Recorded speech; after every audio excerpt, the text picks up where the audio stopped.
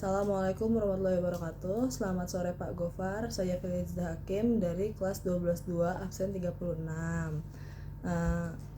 Sekarang saya ingin menjelaskan pertanyaan dari soal remedial yang Bapak berikan. Yang pertama yaitu jelaskan bagaimana penurunan tekanan uap bisa terjadi, serta berikan dan jelaskan contoh kasus yang seperti apa. Yang pertama itu, penurunan tekanan uap terjadi ketika zat terlarut ditambahkan ke dalam pelarut murni, dan penambahan zat terlarut mengurangi jumlah molekul pelarut di permukaan cairan yang bisa menguap, sehingga tekanan uap cairan menjadi lebih rendah dibandingkan pelarut murni. Contoh kasusnya itu seperti larutan gula dalam air. Saat gula dilarutkan di dalam air, molekul-molekul gula menghalangi molekul-molekul air di permukaan larutan, sehingga air lebih sulit menguap. Akibatnya, tekanan uap larutan gula lebih rendah dibandingkan tekanan uap air murni. Yang kedua, bagaimana kenaikan titik didih dapat berlangsung, dan jelaskan serta berikan contoh kasusnya.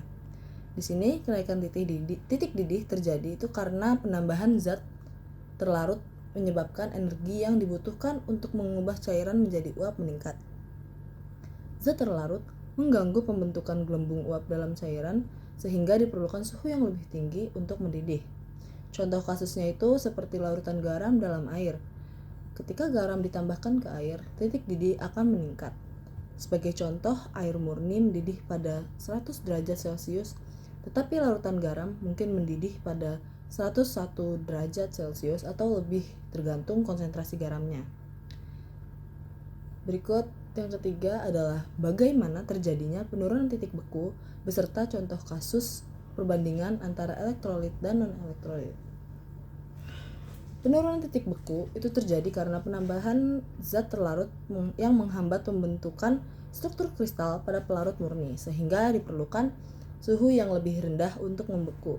Contoh kasus untuk elektrolit itu larutan NaCl dalam air.